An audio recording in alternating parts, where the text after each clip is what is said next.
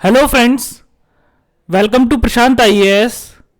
सो friends, last class में हम collective responsibility of council of ministers towards Lok Sabha यानी कि मंत्री परिषद का लोकसभा के प्रति सामूहिक उत्तरदायित्व के बारे में चर्चा कर रहे थे और इस क्लास में हम अपनी चर्चा को आगे बढ़ाएंगे। फ्रेंड्स, यहां आपको स्क्रीन पर एक ब्लैक रेक्टेंगल दिखाई दे रहा होगा। ये जो ब्लैक रेक्टेंगल है वो मंत्री परिषद है। मंत्री परिषद है यानी कि वो काउंसिल ऑफ मिनिस्टर्स है। और जितने भी मैंने यहां पर ब्लू कलर के डॉट्स बनाए हुए हैं, ये सभी डॉट्स कौन है? ये सभी डॉट्स मंत्री हैं, यानी कि ये सभी मंत्री परिषद के सदस्य हैं। तो जैसे कि पिछली कक्षाओं में मैंने आपको बताया था कि मंत्री परिषद में 3 प्रकार के मंत्री होते हैं, तो इन ब्लू डॉट्स में यानी कि इस मंत्री परिषद में भी 3 प्रकार के मंत्री हैं। तो इन ब्लू डॉट्स में सबसे पहले हैं कैबिनेट मंत्री, उसके बाद मिनिस्टर ऑफ स्टेट यानी कि राज्य मंत्री, और इन्हीं में शामिल है minister of state with independent charge यानी कि राज्य मंत्री स्वतंत्र प्रभार, और उसके बाद है डेप्यूटी मिनिस्टर्स यानी कि उप मंत्री। तो इस मंत्री परिषद में कौन कौन से मंत्री शामिल हैं? कैबिनेट मंत्री, राज्य मंत्री स्वतंत्र प्रभार एवं उप मंत्री। और फ्रेंड्स, यहां पे जो सबसे ऊपर रेड कलर का बड़ा डॉट मैं ड्रॉ कर रहा हूं, ये बड़ा डॉट कौन है? ये बड़ा डॉट है प्राइम मिनिस्टर। प्राइम मिनिस्टर यानी कि प्रधानमंत्री। अब फ्रेंड्स, मान के चलिए कि कैबिनेट ने कोई एक डिसीजन लिया, कैबिनेट ने कोई एक निर्णय लिया। ओके, अब कल की क्लास में मैंने आपको बताया था कि यदि कैबिनेट कोई निर्णय लेती है तो वो स्वतः पूरे के पूरे मंत्री परिषद का निर्णय बन जाता है। यदि कैबिनेट कोई निर्णय लेती है तो वो पूरे मंत्री परिषद का निर्णय बन जाता है।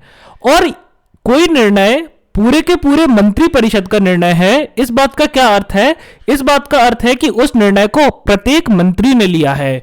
इस मंत्री ने भी लिया है, इस मंत्री ने भी लिया है, इसने भी लिया है, और मंत्री परिषद में जितने भी मंत्री हैं सभी मंत्रियों ने इस निर्णय को लिया है। यानी कि प्रत्येक मिनिस्टर, हर मंत्री इस निर्णय से सहमत है।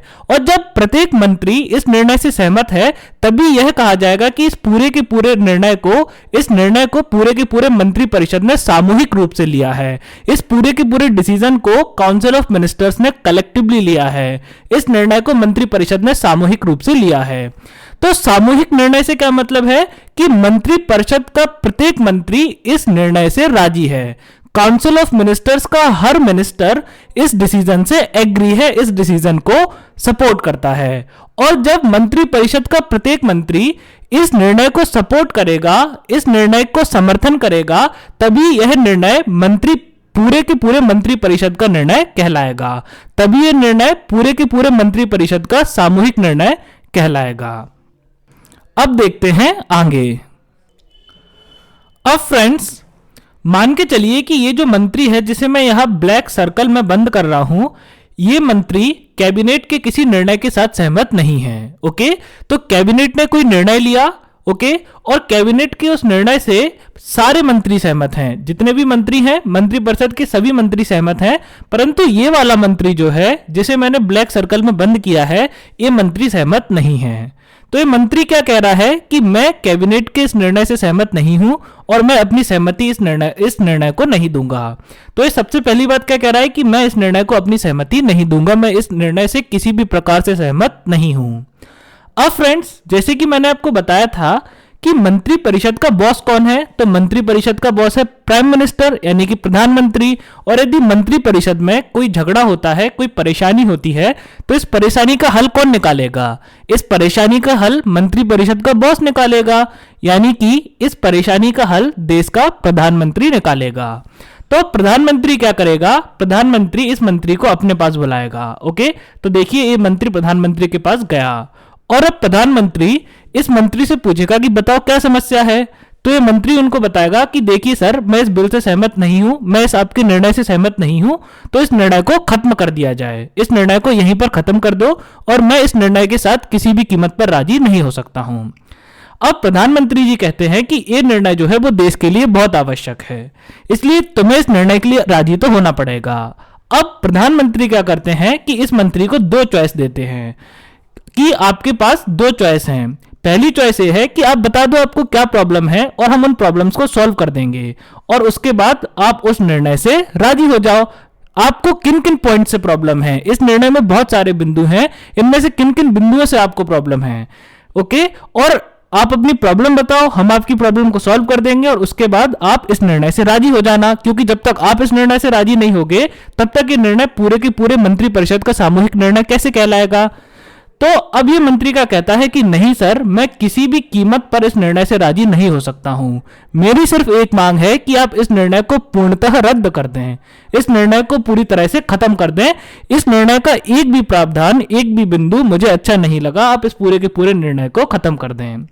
लेकिन फ्रेंड्स, अब प्रधानमंत्री जानते हैं कि निर्णय आवश्यक है, और ये जो निर्णय है ये सभी मंत्रियों ने मिलकर लिया है, केवल एक मंत्री राजी नहीं हो रहा है। तो अब प्राइम मिनिस्टर इसको दूसरी चॉइस देंगे। प्राइम मिनिस्टर दूसरी चॉइस देंगे कि आप एक काम करो, आप अपने पद से इस्तीफा दे दो। आप क्या करो, आप रिजाइन कर दो, यानी कि आप अपने पद से इस्तीफा दे दो। और जब आप अपने पद से इस्तीफा दे दोगे तो आप मंत्रिपरिषद का हिस्सा नहीं बचोगे, और बाकी के मंत्री तो वैसे भी राजी हैं। तो क्या होगा इस अवस्था में, इस अवस्था में आप जब मंत्रिपरिषद से इस्तीफा दे दोगे और बाकी के सारे मंत्री इस निर्णय से राजी हैं, तो फिर कोई प्रॉब्लम ही नहीं होगी। तो इस निर्णय को मंत्रिपरिषद का सामूहिक निर्णय बनाने में कोई दिक्कत ही नहीं होगी। तो अब ये मंत्री का कहता है, ये मंत्री इस दूसरी बात से भी राजी नहीं है। ये बोल रहा है कि मैं रिजाइन भी नहीं करूंगा। तो प्रधानमंत्री ने इसको दो ऑप्शन दिए। पहला ऑप्शन दिया कि आप राजी हो जाओ, और दूसरा ऑप्शन दिया कि आप इस्तीफा दे दो। तो ये दोनों ही परिस्थितियों में राजी नहीं है कि ना तो मैं राजी हूंगा और ना ही मैं इस्तीफा दूंगा। मैं मंत्री परिषद में ही रहूंगा और हस्ताक्षर भी नहीं करूंगा। कर लो आपको जो करना है। तो फ्रेंड्स, अब मान के चलिए कि आप भारत के प्रधानमंत्री हैं, या फिर आप इस वीडियो को पॉज करें और थोड़ा सा वक्त लेके सोचें कि यदि आप भारत के प्रधानमंत्री होते, या भारत के जो प्रधानमंत्री हैं वो इस अवस्था में क्या करेंगे। यदि उनके सामने ऐसी अवस्था उत्पन्न होती है तो फिर वो देश के प्रशासन को सुचारू रूप से कैसे चलाएंगे। तो आप वीडियो को पॉज करें और 2 मिनट का वक्त लेके इस बात पर विचार करें, और फिर मैं आपको इस बात का उत्तर देता हूं। सो फ्रेंड्स, अब इस अवस्था में भारत के प्रधानमंत्री आर्टिकल 75 क्लॉज 2 यानी कि अनुच्छेद 75 खंड 2 का प्रयोग कर सकते हैं। तो क्या है आर्टिकल 75 क्लॉज 2? तो आइए इसके बारे में अब हम डिटेल में चर्चा करते हैं। सो फ्रेंड्स, आर्टिकल 75 क्लॉज 2 कहता है कि मान के चलिए ये कोई मंत्री है, ओके, मान के चलिए कि ये कोई मंत्री है। तो आर्टिकल 75 क्लॉज 2 कहता है कि प्रत्येक मंत्री व्यक्तिगत रूप से भारत के राष्ट्रपति के प्रति उत्तरदायी होगा, ओके। तो आर्टिकल 75 क्लॉज 2 क्या कहता है कि प्रत्येक मंत्री व्यक्तिगत रूप से भारत के राष्ट्रपति के प्रति उत्तरदायी होगा। फ्रेंड्स, यदि आप आर्टिकल 75 क्लॉज 2 यानी कि अनुच्छेद 75 खंड 2 की वास्तविक भाषा पढ़ें तो उसमें लिखा है कि the ministers shall hold office during the pleasure of president, यानी कि मंत्री राष्ट्रपति के प्रसाद पर्यंत अपना पद धारण करेंगे। अब इस बात का क्या मतलब है कि मंत्री राष्ट्रपति के प्रसाद पर्यंत अपना पद धारण करेंगे? तो इस बात का यही मतलब है कि प्रत्येक मंत्री परिषद का हर मंत्री व्यक्तिगत रूप से राष्ट्रपति के प्रति उत्तरदायी होता है, यानी कि रेस्पॉन्सिबल होता है। तो मंत्री परिषद का प्रत्येक मंत्री भारत के राष्ट्रपति के प्रति व्यक्तिगत रूप से, यानी कि इंडिविजुअली, मंत्री परिषद का प्रत्येक मंत्री भारत के राष्ट्रपति के प्रति व्यक्तिगत रूप से जिम्मेदार होता है, व्यक्तिगत रूप से उत्तरदायी होता है। और इस बात का क्या मतलब है? इस बात का यह मतलब है फ्रेंड्स कि भारत का राष्ट्रपति जब चाहे तब किसी भी मंत्री को उसके पद से हटा सकता है। भारत का राष्ट्रपति जब चाहे तब किसी भी मंत्री को उसके पद से रिमूव कर सकता है, यानी कि हटा सकता है। तो ये वही बात हो गई कि मंत्री अपना पद कब तक धारण करेंगे? राष्ट्रपति के प्रसाद पर्यंत अपना पद धारण करेंगे, यानी कि जब तक भारत के राष्ट्रपति महोदय चाहेंगे तब तक मंत्री अपना पद धारण करेंगे, और जिस वक्त भारत के राष्ट्रपति महोदय चाहें वो उस वक्त किसी भी मंत्री को उसके पद से हटा सकते हैं, ओके। तो हम इसको कहेंगे कि प्रत्येक मंत्री व्यक्तिगत रूप से, यानी कि इंडिविजुअली राष्ट्रपति के प्रति उत्तरदायी होता है, यानी कि रिस्पॉन्सिबल होता है। अब फ्रेंड्स, यहां पर एक ट्विस्ट है। ट्विस्ट ये है कि भारत का राष्ट्रपति इस शक्ति का प्रयोग अपने विवेक से नहीं कर सकता। भारत का राष्ट्रपति इस शक्ति का प्रयोग अपने विवेक से नहीं कर सकता, यानी कि भारत के राष्ट्रपति की विवेकाधीन शक्ति नहीं है। ओके, तो भारत का राष्ट्रपति इस शक्ति का प्रयोग अपने विवेक से नहीं कर सकता, यानी कि अपने मन से नहीं कर सकता। ये भारत के राष्ट्रपति की विवेकाधीन शक्ति नहीं है। तो फिर अब सवाल उठता है कि भारत के राष्ट्रपति की कैसी शक्ति है? तो इसका जवाब है कि भारत का राष्ट्रपति इस शक्ति का प्रयोग भारत के प्रधानमंत्री यानी कि प्राइम मिनिस्टर ऑफ इंडिया की सलाह से करता है। यानी कि जब भारत का प्रधानमंत्री भारत के राष्ट्रपति को सलाह देगा तभी भारत का राष्ट्रपति इस शक्ति का प्रयोग कर पाएगा। ओके, तो भारत का राष्ट्रपति जब भारत के राष्ट्रपति को सलाह देगा तभी राष्ट्रपति इस शक्ति का प्रयोग कर पाएगा। अब फ्रेंड्स देखिए इस चीज का प्रयोग भारत का प्रधानमंत्री कैसे कर सकता है। तो जैसे कि मैंने आपको बताया था कि एक कोई मंत्री है, जैसे कि मैंने आपको बताया था कि अगर ये मंत्री परिषद है और इसमें ये बहुत सारे मंत्री हैं, ओके, इसमें बहुत सारे मंत्री हैं और ये जो बड़ा वाला रेड कलर में डॉट है ये कौन है? ये भारत का प्रधानमंत्री है। अब अगर ये मंत्री जो है वो कैबिनेट के किसी निर्णय से सहमत नहीं है, प्रधानमंत्री ने इसको दो ऑप्शंस दिए कि या तो आप सहमत हो जाओ या फिर आप रिजाइन कर दो, यानी कि आप इस्तीफा दे दो। और ये मंत्री का कह रहा है कि ना तो मैं हटूंगा, ना तो मैं रिजाइन करूंगा और ना ही मैं हामी भरूंगा, यानी कि देश की प्रशासन व्यवस्था में टांग अड़ा रहा है, ये देश की प्रशासन व्यवस्था में बाधक बन रहा है। तो अब भारत के प्रधानमंत्री को यह शक्ति प्राप्त है कि वो राष्ट्रपति को सलाह दे और राष्ट्रपति को सलाह देके बोले कि सर आप इनको इसके पद से हटा दीजिए। तो जैसे कि आर्टिकल 75 क्लॉज 2 में लिखा है कि प्रत्येक मंत्री अपना पद राष्ट्रपति के प्रसाद पर्यंत धारण करता है, यानी कि राष्ट्रपति जब चाहे तब वो किसी भी मंत्री को हटा सकता है, लेकिन राष्ट्रपति को इस चीज के लिए प्रधानमंत्री की सलाह की आवश्यकता होती है। तो प्रधानमंत्री ने सलाह दी कि सर आप इसको इसके पद से हटा दो, तो अब राष्ट्रपति क्या करेंगे कि इस मंत्री को उसके पद से हटा देंगे। तो देखिए ये मंत्री स्क्रीन से यानी कि काउंसिल ऑफ मिनिस्टर से मंत्री परिषद से हटा दिया गया। और एक बार यदि ये मंत्री काउंसिल ऑफ मिनिस्टर से मंत्री परिषद से हटा दिया गया तो बाकी के मंत्री तो वैसे भी राजी थे, तो बाकी के मंत्री यदि वैसे भी राजी थे तो अब क्या होगा? अब ये निर्णय मंत्री परिषद का सामूहिक निर्णय बन जाएगा, यानी कि काउंसिल ऑफ मिनिस्टर्स का कलेक्टिव डिसीजन या फिर सामूहिक निर्णय बन जाएगा। सो फ्रेंड्स, अब हमारे सामने सवाल उठता है कि व्यक्तिगत उत्तरदायित्व यानी कि इंडिविजुअल रिस्पॉन्सिबिलिटी का उद्देश्य क्या है, पर्पस क्या है? कि प्रत्येक मंत्री व्यक्तिगत रूप से राष्ट्रपति के प्रति उत्तरदायी है, हर मिनिस्टर इंडिविजुअली प्रेसिडेंट के प्रति रिस्पॉन्सिबल है। इसका उद्देश्य क्या है, इसका पर्पस क्या है? तो सबसे पहला पर्पस तो आपको समझ में आ ही गया होगा कि यदि कोई मंत्री अनुशासनहीन बन जाता है, इनडिसिप्लिन बन जाता है, तो प्रधानमंत्री, और यदि कोई मंत्री अनुशासनहीन बन जाता है, इनडिसिप्लिन बन जाता है और वो मंत्री परिषद के सामूहिक निर्णय का असमर्थन करता है, तो ऐसी अवस्था में प्रधानमंत्री इस आर्टिकल का, इस अनुच्छेद का प्रयोग करते हुए उस मंत्री को दंडित कर सकते हैं और उस मंत्री को मंत्री परिषद से बाहर निकाल सकते हैं। सबसे पहला उद्देश्य तो यही है कि मंत्री परिषद में अनुशासन बनाया जा सके, डिसिप्लिन मेंटेन किया जा सके। लेकिन फ्रेंड्स अभी भी सवाल यह है कि व्यक्तिगत उत्तरदायित्व या इंडिविजुअल रिस्पॉन्सिबिलिटी का अल्टीमेट एम क्या है, इसका परम उद्देश्य क्या है? तो फ्रेंड्स जैसे कि आप स्क्रीन पे देखिए, यहां पर मैं फिर से काउंसिल ऑफ मिनिस्टर्स यानी कि मंत्री परिषद का डायग्राम बना रहा हूं। ओके, तो ये क्या है? ये काउंसिल ऑफ मिनिस्टर्स है यानी कि मंत्री परिषद है। और यहां ब्लू कलर में जितने भी डॉट्स हैं वो कौन है?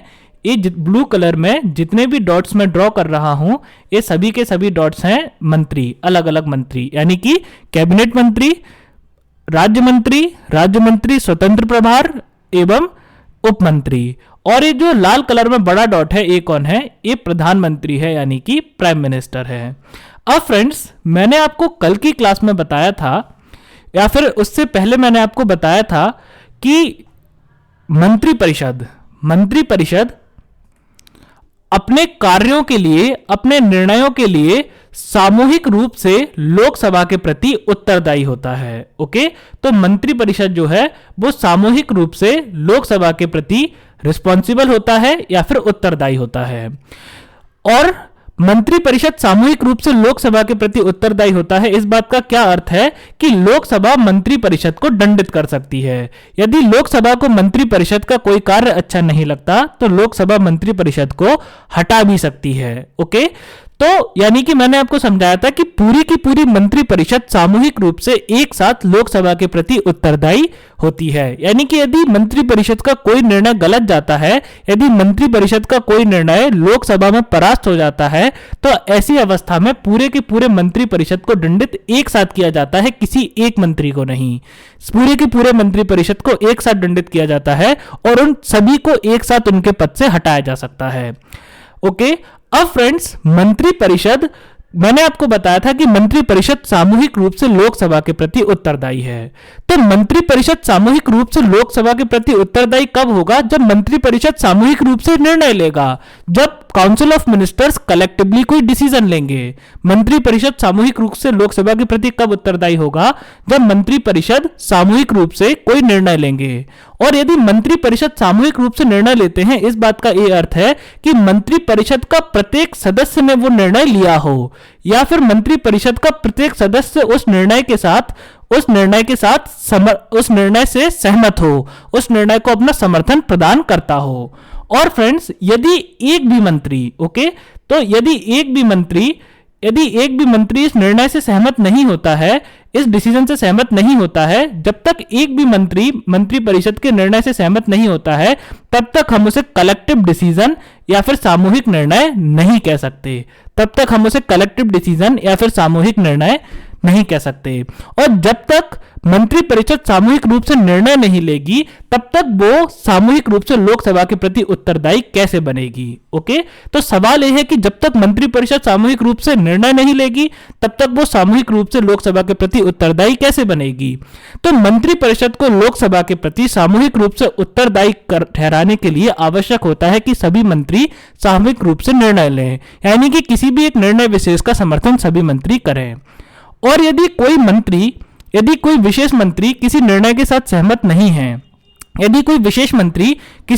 साथ सहमत नहीं है, तो प्रधानमंत्री को अनुच्छेद 75 खंड 2 आर्टिकल 75 क्लॉज 2 के तहत शक्ति है कि वो इस मंत्री को मंत्रिपरिषद से हटा सकता है। और एक बार ये मंत्रिपरिषद से हट गया तो बाकी के मंत्री तो वैसे भी निर्णय के साथ सहमत हैं। तो चूंकि सभी मंत्री निर्णय के साथ सहमत हैं, यानी कि ये बन गया अब मंत्रिपरिषद का सामूहिक निर्णय। और यदि इस निर्णय को मंत्रिपरिषद ने सामूहिक रूप से लिया है, तो मंत्रिपरिषद इस निर्णय के लिए लोकसभा के प्रति सामूहिक रूप से उत्तरदायी है। तो यदि दंडित किया जाएगा तो पूरे मंत्रिपरिषद को एक साथ दंडित किया जाएगा। तो इस बात से हम क्या कंक्लूजन निकाल सकते हैं?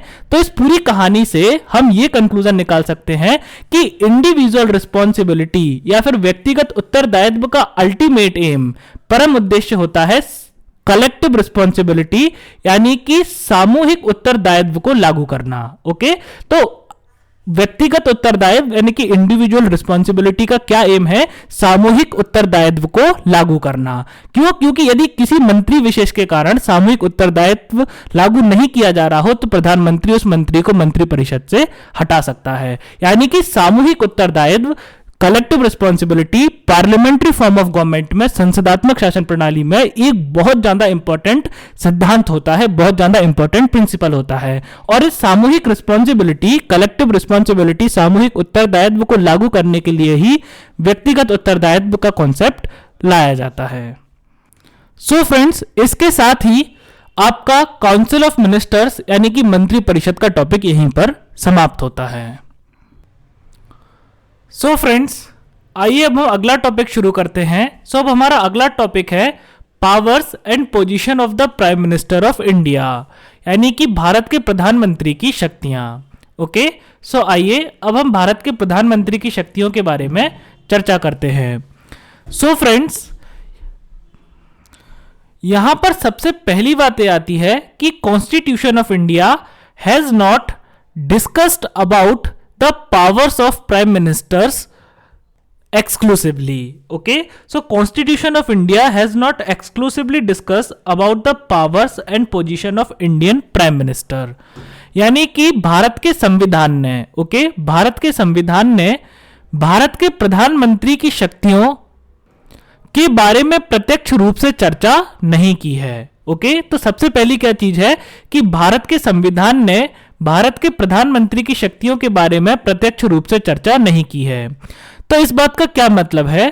तो प्रत्यक्ष रूप से चर्चा करने का मतलब है कि यदि लाइन बाय लाइन डिटेल में भारत के प्रधानमंत्री की शक्तियां संविधान में दी होती, तो प्रत्यक्ष रूप से चर्चा करने का मतलब है कि लाइन बाय लाइन और डिटेल में भारत के प्रधानमंत्री की शक्तियां दी गई होती। लेकिन फ्रेंड्स ऐसा नहीं है।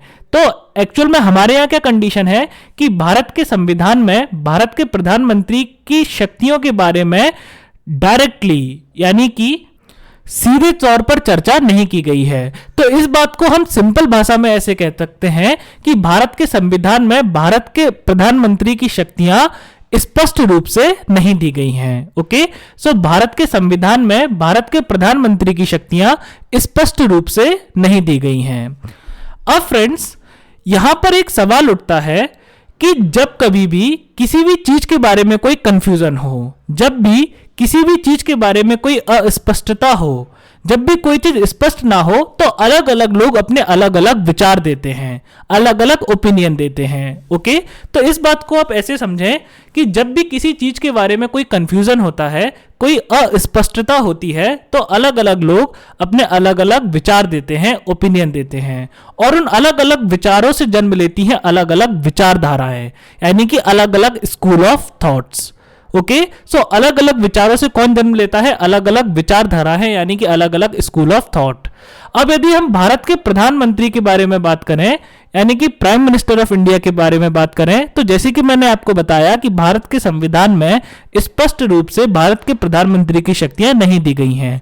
इसलिए फ्रेंड्स भारत के प्रधानमंत्रियों की शक्ति, भारत के प्रधानमंत्री की शक्तियों के लिए भी दो अलग अलग स्कूल ऑफ थॉट्स हैं, यानी कि दो अलग अलग विचारधाराएं हैं। अब हम इस क्लास में आगे ये डिस्कस करेंगे कि ये दोनों विचारधाराएं भारत के प्रधानमंत्री की शक्ति के बारे में क्या कहती हैं। सो फ्रेंड्स आइए सबसे पहले हम चर्चा करते हैं कि पहला स्कूल ऑफ थॉट यानी कि फर्स्ट स्कूल ऑफ थॉट यानी कि पहली विचारधारा भारत के प्रधानमंत्री की शक्तियों के बारे में क्या कहती है। ओके, सो फ्रेंड्स इस बात को मैं आपको एक एग्जांपल के थ्रू बहुत अच्छे से समझाने का प्रयास करता हूं। अब फ्रेंड्स मान के चलिए कि इस ब्लैक रेक्टेंगल में मैंने एक क्लास का डायग्राम बनाया है। तो ये जो ब्लैक रेक्टेंगल है वो क्या है? वो एक क्लास है, यानी कि वो एक कक्षा है। ओके, तो ये ब्लैक रेक्टेंगल क्या है? एक क्लास है, यानी कि एक कक्षा है। और आपको यहां पर जितने भी ब्लू डॉट्स दिख रहे हैं, आपको यहां पर जितने भी ब्लू डॉट्स दिख रहे हैं, ये सब कौन है? ये सब क्लास के छात्र हैं, यानी कि स्टूडेंट्स हैं। तो जितने भी ब्लू डॉट्स हैं वो सब कौन है? स्टूडेंट्स हैं। और यहां पर रेड कलर में जो आपको बड़ा डॉट दिख रहा है, ये क्या है? ये मॉनिटर है, एक क्लास का मॉनिटर है। अब फ्रेंड्स यदि हम इस क्लास की बात करें तो आप सभी जानते हैं कि क्लास में सभी छात्र समान होते हैं। ओके, तो क्लास में जितने भी छात्र हैं सभी छात्र समान होते हैं, यानी कि इक्वल होते हैं। कोई भी छात्र अधिक महत्वपूर्ण या कम महत्वपूर्ण नहीं होता है।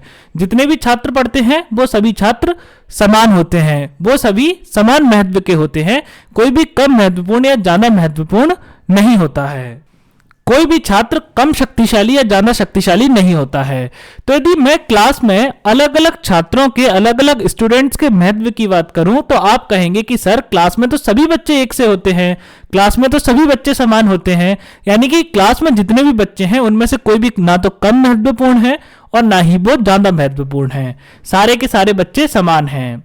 अब फ्रेंड्स यदि मैं आपसे बात करूं कि आप क्लास के मॉनिटर के बारे में क्या विचार रखते हैं, क्लास के मॉनिटर की क्या पोजीशन होती है, उसकी क्या पावर्स होती हैं, तो आप क्या कहेंगे? आप कहेंगे कि सर क्लास का मॉनिटर सबसे पहले तो एक छात्र है। ओके, है तो ये भी एक छात्र, और छात्र होने के बाद वो मॉनिटर है। तो आप क्या कहेंगे कि सर भले ही ये क्लास का मॉनिटर है लेकिन पहले तो ये छात्र है और छात्र बनने के बाद ये मॉनिटर है, यानी कि मॉनिटर भी क्लास का एक सदस्य है। मॉनिटर कौन है? जैसे कि अन्य छात्र क्लास के सदस्य हैं, बिल्कुल उसी प्रकार मॉनिटर भी एक क्लास का सदस्य है। जिस प्रकार से अन्य छात्र समान है, बिल्कुल उसी प्रकार से मॉनिटर भी अन्य छात्रों के समान ही है। यानी कि आप कहेंगे कि सर जो मॉनिटर है क्लास का वो भी अन्य छात्रों के समान स्कूल में पढ़ने आता है, मॉनिटर जो है क्लास का वो भी अन्य छात्रों के समान एक विद्यार्थी है। तो जो मॉनिटर है वो पहले एक विद्यार्थी है और विद्यार्थी होने के बाद वो मॉनिटर है। ओके, यानी कि जिस प्रकार से क्लास के सभी छात्र समान हैं, बिल्कुल उसी प्रकार से क्लास का मॉनिटर भी अन्य छात्रों के समान है। तो इस बात का क्या मतलब हुआ? इस बात का यह मतलब हुआ कि मॉनिटर भी क्लास का एक सदस्य है और जिस प्रकार सभी सदस्यों का जो महत्व है वो समान है, बिल्कुल उसी प्रकार मॉनिटर का जो महत्व है वो भी क्लास के अन्य सदस्यों के समान है। अब फ्रेंड्स, मान के चलिए कि यदि क्लास में से टीचर कुछ देर के लिए बाहर चला जाए, ओके, तो क्लास में से यदि टीचर कुछ देर के लिए बाहर चला जाता है तो टीचर क्या कहेगा?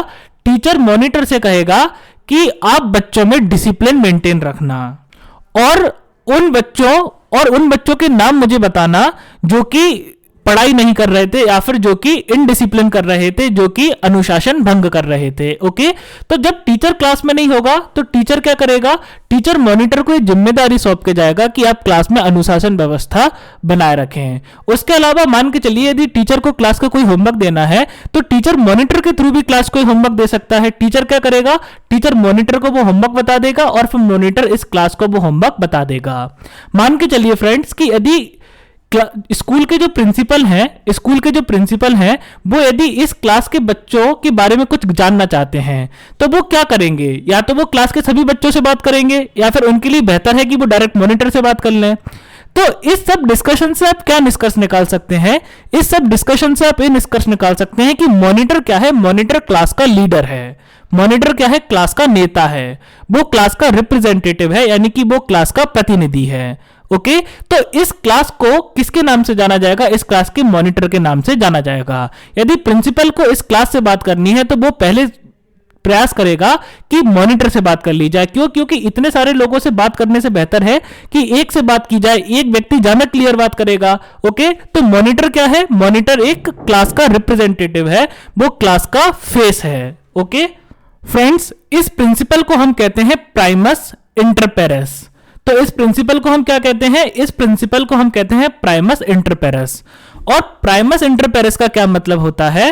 प्राइमस इंटर पेरेस का मतलब होता है first among equals. Primus inter pares का मतलब होता है समकक्षों में प्रथम।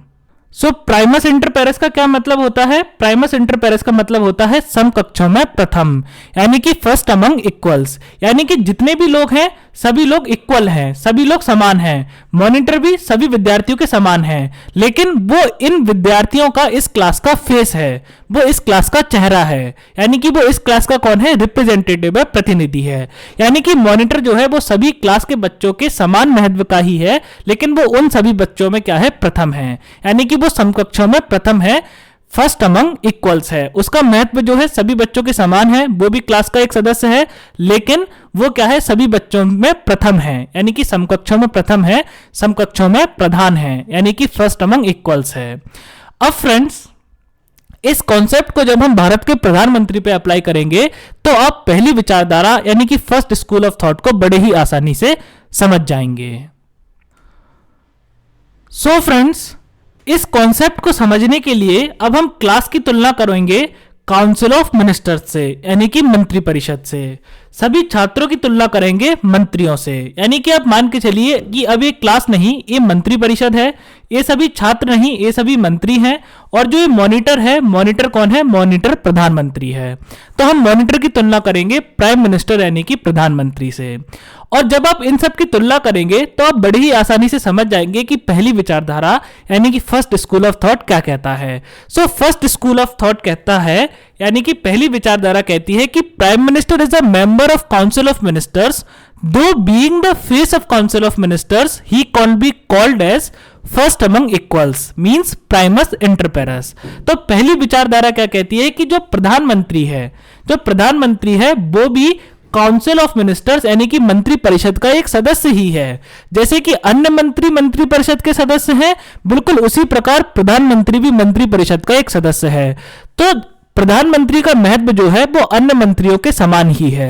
प्रधानमंत्री का महत्व अन्य मंत्रियों से ना ही तो कम है और ना ही ज्यादा है। क्यों? क्योंकि जैसे अन्य मंत्री काउंसिल ऑफ मिनिस्टर के सदस्य हैं, वैसे ही प्रधानमंत्री भी मंत्रिपरिषद का एक सदस्य है। लेकिन आगे ये कहता है कि प्रधानमंत्री क्या है? प्रधानमंत्री एक मॉनिटर की तरह है, यानी कि प्रधानमंत्री जो है वो मंत्रिपरिषद का फेस है, मंत्रिपरिषद का चेहरा है। ओके, जैसे कि यदि मैं आपसे पूछूं फ्रेंड्स कि भारत के मंत्रिपरिषद में कुल कितने सदस्य हैं, जैसे कि मैं आपसे यदि ये पूछूं कि भारत के मंत्रिपरिषद में जितने भी सदस्य हैं उन सभी सदस्यों के नाम आप मुझे बताइए, तो क्या आप बता पाएंगे? फ्रेंड्स, कोई भी व्यक्ति भारत के मंत्रिपरिषद के सभी सदस्यों का नाम नहीं बता पाएगा। क्यों? क्योंकि मैंने आपको बताया था कि मंत्रिपरिषद एक बहुत बड़ा निकाय होता है, तो इतने सारे मंत्रियों को ना तो कोई जानता है और ना ही कोई उनके नाम याद कर सकता है। लेकिन यदि मैं आपसे पूछूं कि भारत का प्रधानमंत्री कौन है, तो एक छोटा बच्चा भी बता देगा कि भारत का प्रधानमंत्री श्री नरेंद्र मोदी हैं। ओके, तो एक बच्चा भी बता देगा कि श्री नरेंद्र मोदी भारत के प्रधानमंत्री हैं। यानी कि प्रधानमंत्री को हर कोई जानता है। यानी कि काउंसिल ऑफ मिनिस्टर्स, मंत्रिपरिषद का नेता कौन है? प्रधानमंत्री है।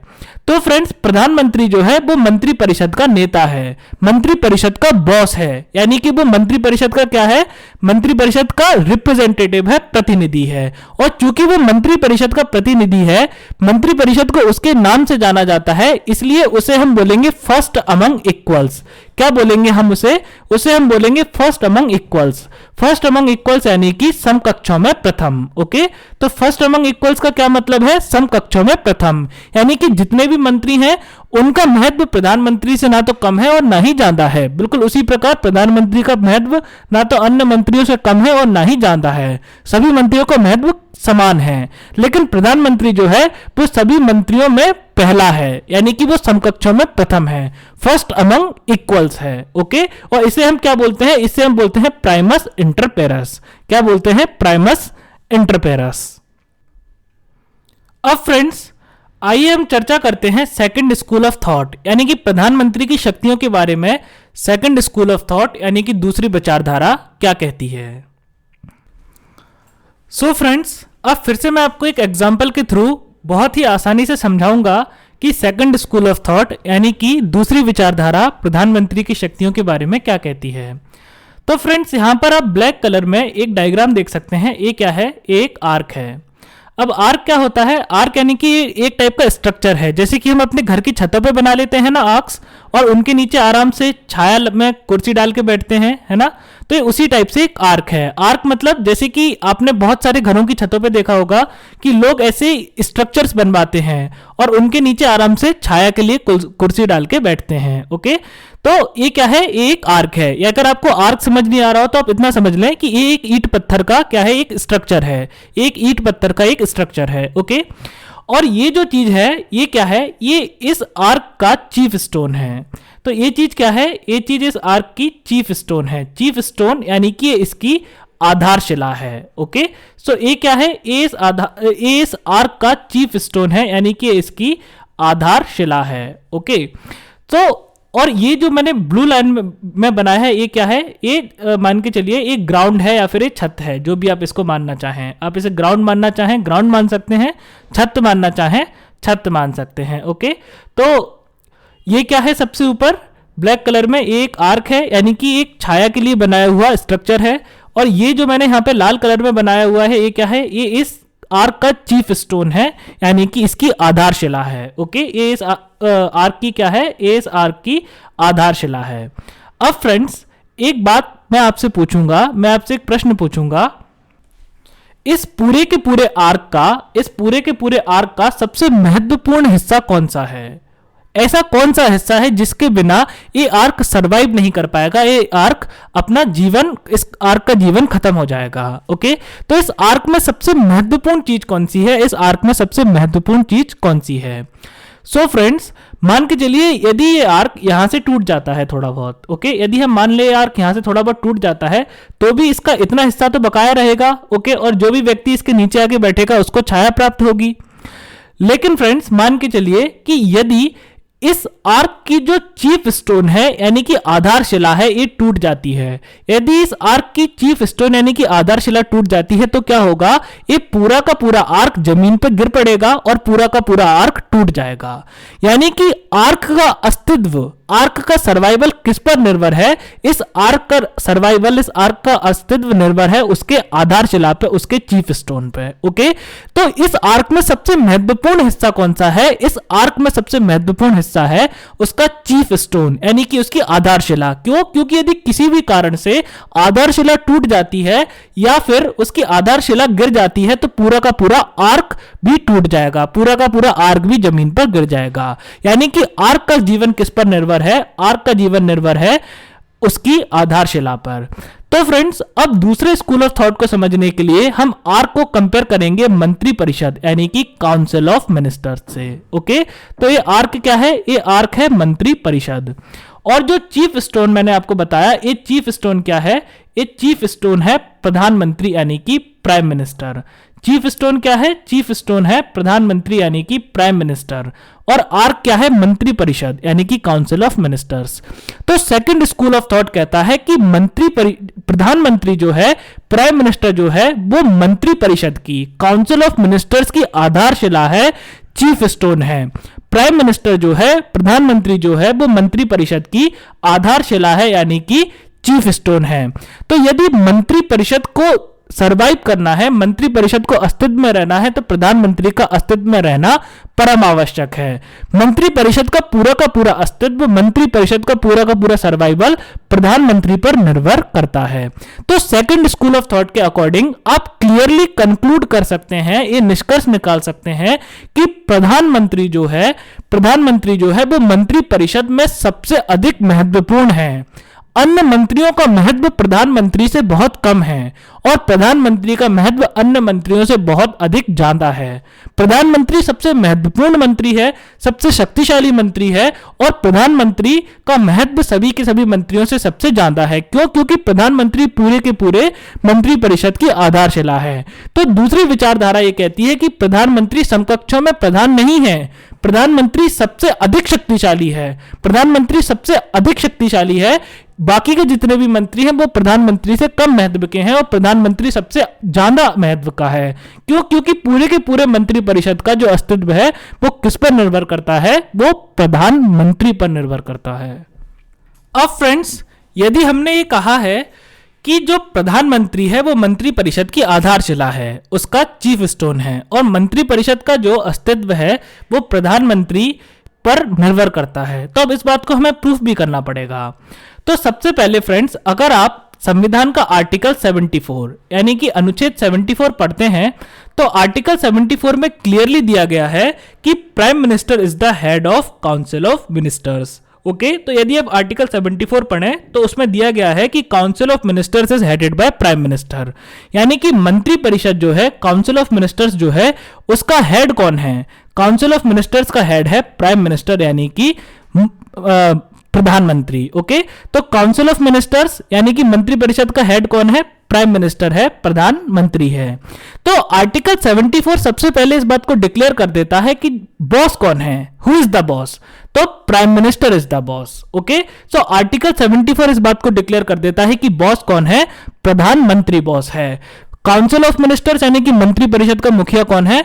प्रधानमंत्री मंत्री परिषद का मुखिया है। अब फ्रेंड्स, मैं आपसे एक सवाल पूछूंगा।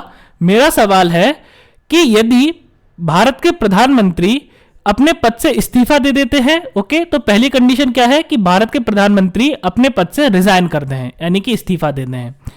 और दूसरा प्रश्न है कि यदि भारत के प्रधानमंत्री की मृत्यु हो जाए यानी कि यदि वो मर जाते हैं। ओके, तो यदि भारत के प्रधानमंत्री की मृत्यु हो जाए या फिर वो अपने पद से इस्तीफा दे दें तो इस अवस्था में मंत्री परिषद यानी कि काउंसिल ऑफ मिनिस्टर्स का क्या होगा? तो क्या सवाल है कि यदि प्रधानमंत्री पद से इस्तीफा दे दें या उनकी मृत्यु हो जाए तो इस अवस्था में मंत्री परिषद का क्या होगा? तो फ्रेंड्स, इस बात का जवाब है कि जैसे कि मैंने आपको बताया था कि पूरे के पूरे काउंसिल ऑफ मिनिस्टर्स, मंत्री परिषद का जो सर्वाइवल है, जो इसका अस्तित्व है, वो किस पर निर्भर है? प्रधानमंत्री पर निर्भर है। तो यदि प्रधानमंत्री अपने पद से इस्तीफा दें या फिर प्रधानमंत्री की मृत्यु हो जाए, ऐसी अवस्था में पूरा का पूरा मंत्री परिषद यानी कि पूरा का पूरा काउंसिल ऑफ मिनिस्टर्स अपने आप ऑटोमेटिकली पद से हट जाता है, यानी कि रिमूव हो जाता है, और जिसे हम क्या कहते हैं कि सरकार गिर गई। ओके, तो यदि प्रधानमंत्री अपने पद से इस्तीफा देते हैं या फिर उनकी मृत्यु हो जाती है, तो ऐसी अवस्था में पूरा का पूरा मंत्री परिषद यानी कि मंत्री परिषद का प्रत्येक मंत्री अपने आप अपने पद से हट जाते हैं। ओके, अपने आप वो अपने पद से रिमूव हो जाते हैं। अब ऑटोमेटिकली ये मान लिया जाता है कि अब पूरा का पूरा मंत्री परिषद उसके पद से हट चुका है। ओके, तो सोचिए फ्रेंड्स कि प्रधानमंत्री का पद कितना ज्यादा महत्वपूर्ण है कि पूरे के पूरे मंत्री परिषद का जो जीवन है, उसका जो सर्वाइवल है, वो किस पर निर्भर करता है, वो प्रधानमंत्री पर निर्भर करता है। तो यदि प्रधानमंत्री नहीं है तो मंत्री परिषद भी नहीं रह सकता, प्रधानमंत्री के बिना उसका मंत्री परिषद नहीं रह सकता। तो मंत्री परिषद के सर्वाइवल के लिए आवश्यक है प्रधानमंत्री का होना। तो यदि प्रधानमंत्री इस्तीफा दे या फिर प्रधानमंत्री की मृत्यु हो, ऐसी दोनों ही अवस्था में मंत्री परिषद स्वतः ही अपने पद से हट जाएगा। तो यह है भारत के प्रधानमंत्री की सबसे पहली शक्ति। सो फ्रेंड्स, आज के लिए बस इतना ही। अब हम आगे का डिस्कशन अगली क्लास में कंटिन्यू करेंगे। सो फ्रेंड्स, मैंने नोट्स की लिंक वीडियो के डिस्क्रिप्शन में डाल दी है। आप वीडियो के डिस्क्रिप्शन से नोट्स डाउनलोड कर सकते हैं या फिर आप डायरेक्टली मेरी वेबसाइट prashanties.com से भी नोट्स को डाउनलोड कर सकते हैं। यदि आपको लेक्चर अच्छा लगा हो तो वीडियो को लाइक करें, कमेंट करें, चैनल को सब्सक्राइब करें, बेल आइकन प्रेस करें और इस चैनल के बारे में उन सभी लोगों को बताएं जो यूपीएससी की तैयारी कर रहे हैं। Till then, take care of yourself. Thank you.